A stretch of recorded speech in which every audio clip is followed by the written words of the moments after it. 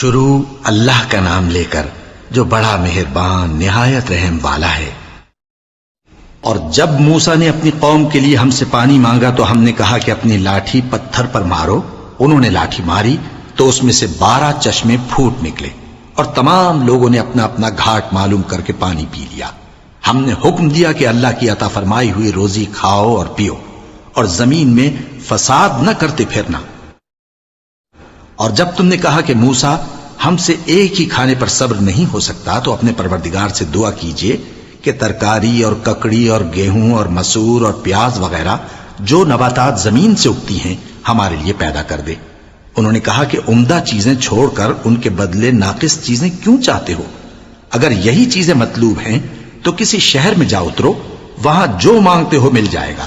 اور آخر کار ذلت و رسوائی اور محتاجی و بے نوائی ان سے چمٹا دی گئی اور وہ اللہ کے غضب میں گرفتار ہو گئے۔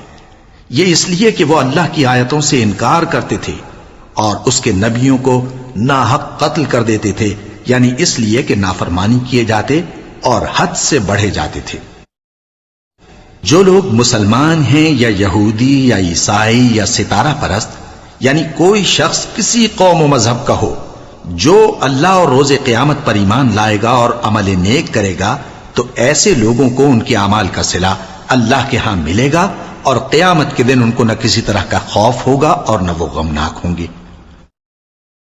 اور جب ہم نے تم سے عہد کر لیا اور کوہ طور کو تم پر اٹھا کھڑا کیا اور حکم دیا کہ جو کتاب ہم نے تم کو دی ہے اس کو زور سے پکڑے رہو اور جو اس میں لکھا ہے اسے یاد رکھو تاکہ عذاب سے محفوظ رہو، پھر تم اس کے بعد عہد سے پھر گئے، سو اگر تم پر اللہ کا فضل اور اس کی مہربانی نہ ہوتی تو تم خسارے میں پڑ گئے ہوتے۔